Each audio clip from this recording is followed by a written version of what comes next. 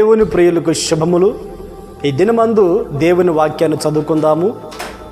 పేతురు రాసిన మొదటి పత్రిక 2వ అధ్యాయము 21వ వాక్యాన్ని చదువుకున్నప్పుడు, క్రీస్తు కూడా మీ కొరకు బాధపడి మీరు తన అడుగుజాడల యందు నడుచుకున్నట్లు మీకు మాదిరి ఉంచిపోయెను.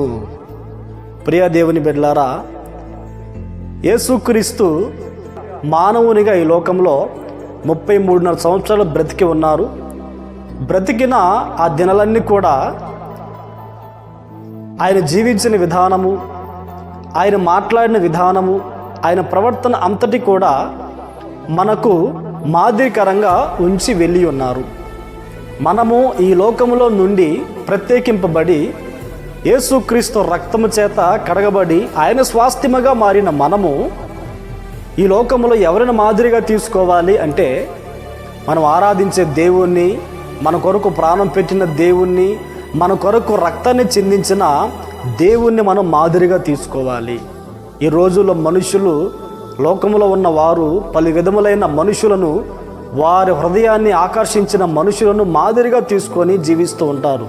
అయితే యేసు క్రీస్తు ఈ లోకములో తనను వెంబడించే వారు ఏ రీతిగా బ్రతకాలో, ఏ రీతిగా జీవించాలో ఒక మాదిరి ఆయన చూపించి వెళ్ళిపోయారు.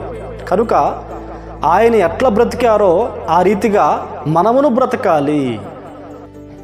ఒక మాదిరికరమైన జీవితము యేసుక్రీస్తు మన కొరకు జీవించి ఆయన వెళ్ళి ఉన్నారు. ఆ మాదిరికరమైన మార్గాల్లో మనము కూడా నడవాలని.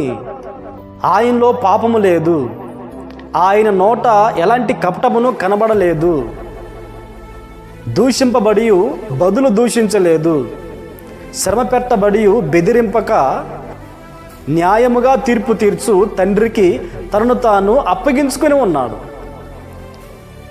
అనేక మందిని క్షమించి ఉన్నాడు. అనేకులకు స్వస్థత అనుగ్రహించి ఉన్నారు. ఆయన నోటి మాటలో, ఆయన ప్రవర్తనలో, ఆయన నడకలో ఎక్కడ కూడా పాపం అనేది లేదు. అనేకులకు మాదిరికరంగా జీవించిన వ్యక్తి. ఎంతటి ఘోర పాపినైనా సరే క్షమించగలిగిన దయగలిగిన దేవుడు ఆయన, కరుణా వాత్సల్యత కలిగిన దేవుడు ఆయన. కనుక ఈ మాటలు వింటున్న మనమందరం కూడా మనకు మాదిరి ఉంచి తండ్రి వద్దకు వెళ్ళిన యేసు క్రీస్తును మనకు మాదిరిగా తీసుకోవాలి. ఈ దినాల్లో క్రైస్తవులు అనబడుతున్న వాళ్ళు ఎలా జీవిస్తున్నారు? దేవుణ్ణి మాదిరిగా తీసుకొని జీవిస్తున్నారా? లేకుంటే లోకంలో ఉన్న వారిని మాదిరిగా తీసుకొని జీవిస్తూ ఉన్నారా? దేవుని మందిరానికి వెళ్తున్న కొంతమంది దేవుని యొక్క అడుగుజాడల్లో నడిపించబడకుండా వారు జీవిస్తూ ఉన్నారు. శ్రమ కలిగినప్పుడు బెదిరిస్తూ ఉన్నారు, దూషిస్తూ ఉన్నప్పుడు మరలా దూషిస్తూ ఉన్నారు. యేసుక్రీస్తేమో ఒక మాదిరికరమైన జీవితం మనకి చూపించి వెళ్ళి ఉన్నారు, చూపించారు. మనము ఆ మాదిరికరమైన ఆ మార్గములలో, క్రీస్తు చూపించిన అడుగుజాడల్లో మార్గంలో నడిపించబడకుండా కొంతమంది లోక సంబంధమైన వారి సొంత మార్గాలలో నడిపించబడుతూ ఉన్నారు. ఈ మాటలు వింటున్న మనమందరం కూడా క్రీస్తు యొక్క అడుగుజాడల్లో మనమందరం నడిపించబడి ఆ పరలోక రాజ్యానికి సిద్ధపడుదుముగాక. ప్రార్థన. ఆశ్చర్యకరుడా, పరిశుద్ధుడా, మీకు స్తోత్రాలనైనా. ఈ లోకమందు నిన్ను ఆరాధించే బిడ్డలు ఏ రీతిగా జీవించాలి, ఏ రీతిగా బ్రతకాలి, ఏ రీతిగా ప్రవర్తించాలి అనేది ఒక మాదిరికరమైన జీవితాన్ని మీరు చూపించి ఉన్నారు నాయన.